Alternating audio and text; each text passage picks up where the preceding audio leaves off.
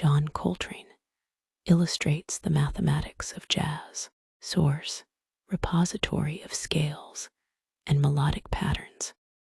Jazz saxophonist and professor Yusef Latif, a Coltrane contemporary. Physicist and saxophonist Stefan Alexander has argued in his many public lectures, and his book, The Jazz of Physics, that Albert Einstein and John Coltrane had quite a lot in common. Alexander in particular draws our attention to the so-called Coltrane circle, which resembles what any musician will recognize as the circle of fifths, but incorporates Coltrane's own innovations. Coltrane gave the drawing to saxophonist and professor Yusef Latif in 1967, who included it in his seminal text, Repository of Scales and Melodic Patterns, where Latif, as he writes in his autobiography, sees Coltrane's music as a spiritual journey that embraced the concerns of a rich tradition of autophysiopsychic music. Alexander sees the same geometric principle that motivated Einstein's quantum theory. Neither description seems out of place. Musician and blogger Roel Hollander notes, Thelonious Monk once said all musicians are subconsciously mathematicians.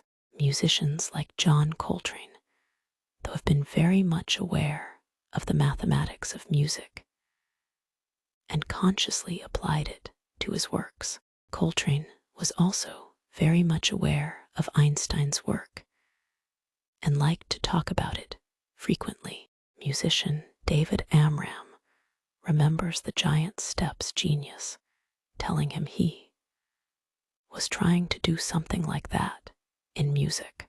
Hollander carefully dissects Coltrane's mathematics in two theory-heavy essays, one generally on Coltrane's music and geometry, and one specifically on his tone circle. Coltrane himself had little to say publicly about the intensive theoretical work behind his most famous compositions, probably because he'd rather they speak for themselves. He preferred to express himself philosophically and mystically, drawing equally on his fascination with science and with spiritual traditions of all kinds.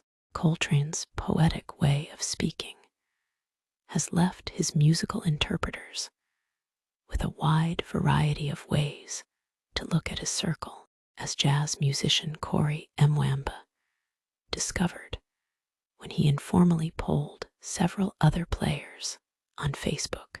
Clarinetist Aaron Gosh, for example, saw in Coltrane's mathematical principles a musical system that connected with the divine. It's a system, he opined, that feels quite Islamic to me. Latif agreed, and there may be few who understood Coltrane's method better than he did. He studied closely with Coltrane for years and has been remembered since his death in 2013 as a peer and even a mentor, especially in his ecumenical embrace of theory and music from around the world. Latif even argued that Coltrane's late-in-life masterpiece, A Love Supreme, might have been titled Allah Supreme, were it not for fear of political backlash. Some may find the claim tendentious, but what we see in the wide range of responses to Coltrane's musical theory, so well encapsulated in the drawing above, is that his recognition, as Latif writes, of the structures of music was as much for him about scientific discovery as it was religious experience. Both for him were intuitive processes that came into existence, writes Latif, in the mind of the musician through abstraction from experience. American Jazz Music Society blog, December 28th, 2024. References openculture.com. However, website not found.